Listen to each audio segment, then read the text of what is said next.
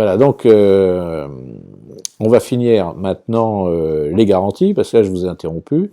Donc continuez tout ce que cette assurabilité couvre. Alors, dans les exigences de la banque, on a vu précédemment toutes les garanties définitives. Le banquier va également demander des garanties que je qualifierais de temporaires.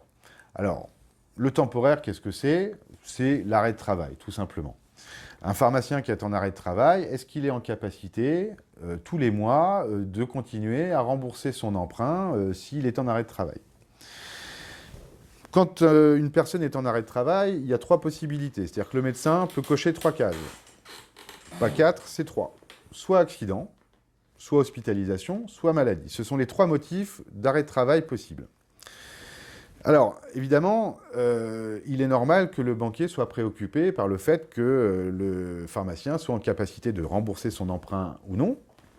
Mais il y a également une autre préoccupation, c'est-à-dire que si notre pharmacien est en arrêt de travail, comment demain fait-il pour ouvrir sa pharmacie? Puisque une pharmacie sans pharmacien ne peut pas ouvrir. Pas de pharmacien, pas de chiffre d'affaires. Pas de chiffre d'affaires, pas de salaire, pas de charge, pas de remboursement d'emprunt et pas de rémunération du titulaire. Donc l'objectif numéro 1 en cas d'arrêt de travail, pour le pharmacien, ça doit surtout être de maintenir son activité. Donc il faut qu'il soit en capacité de faire tourner sa pharmacie.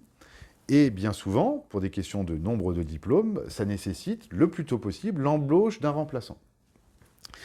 Alors, pour répondre à la problématique du banquier, soit on fait effectivement une méthode purement bancaire, c'est-à-dire qu'on va rajouter dans le même contrat aux garanties qu'on a vues précédemment, une garantie qu'on appelle dite d'ITT, interruption temporaire de travail.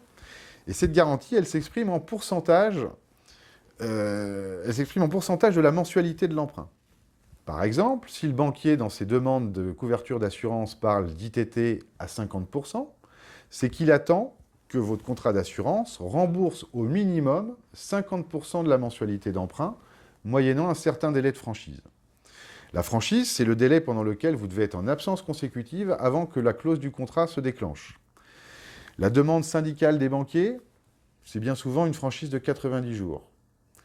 Ça veut dire que le pharmacien doit être en arrêt de travail de façon consécutive, plus de 90 jours, pour que son contrat commence à se déclencher. Alors, autant vous dire que, et heureusement, c'est plutôt très rare ce genre d'arrêt de travail aussi long.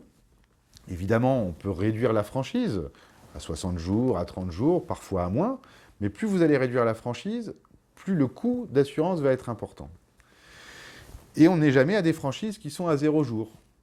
Quand on est en accident, en situation d'accident, demain, il faut pouvoir assumer l'ouverture de la pharmacie.